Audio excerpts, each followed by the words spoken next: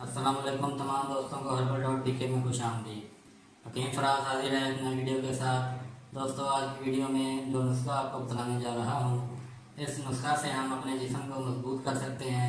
ढीले ढाले जिस्म वाले अफराद के लिए ये नुस्खा बहुत कारआमद है। इसके अलावा इस नुस्खा से आप अपने जिस्म को ताकतवर बना सकते हैं। ये नुस्खा मर्दों में मनी की अफजाइश को बढ़ाता है, मसाने की गर्मी को दूर करता है, गुर्दों को ताकत देता है, कमर दर्द के लिए बहुत मुफीद है, बीमारी के बाद की कमजोरी को दूर करता है। और सबसे बड़ी बात, हर फर्द इसको इस्तेमाल कर सकता है, हर मिजाज वाला बंदा इसको इस्तेमाल कर सकता है। छोटे बच्चों से लेकर बड़ों बूढ़ों सब के लिए मुफीद है और बहुत ही आसान सा सादा सा नुस्खा है।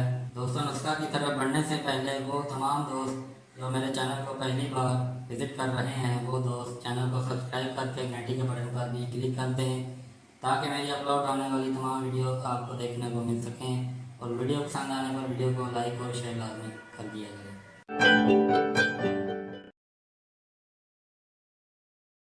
दोस्तों ये नुस्खा 3 चीज़ों पर मुश्तमिल है। हर घर में ये चीज़ें मौजूद होती हैं और आसानी से हासिल हो जाती हैं।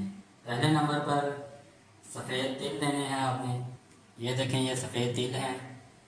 दूसरे नंबर पर आपने बादाम लेने हैं, बादाम देसी बादाम लेने हैं आपने, अमेरिकन बादाम नहीं लेने, ना फार्मी बादाम लेने हैं। और तीसरे नंबर पर आखिरी जो चीज़ है वो खशखाश लेनी है आपने, ये खशखाश है। सफ़ेद तिल और खशखाश हस्ब ज़रूरत लेकर इसको साफ़ करके महफूज कर लें।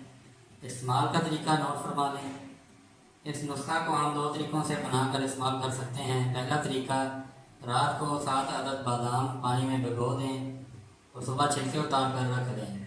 एक छोटा चाय का चम्मच सफ़ेद तिल, एक छोटा चाय का चम्मच खशखाश और 7 अदद बादाम छिले हुए मुंह में डालकर अच्छी तरह चबा कर निकल लें। और ऊपर से दूध पीना चाहें तो दूध पी सकते हैं।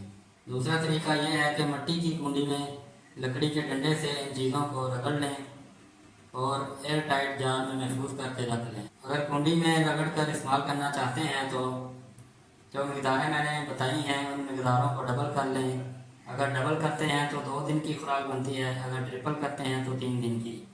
3 दिन से ज़्यादा की खुराक ना बनाएं, जायका में तब्दीली आ सकती है। मिट्टी की कुंडी वाला तरीका आजमाने से पहले कुंडी में 5 मिनट तक पानी भर कर रख दें ताकि पानी कुंडी में जज़ब हो जाए और तिलों को रगड़ने से तिलों का तेल कुंडी में जज़ब ना हो।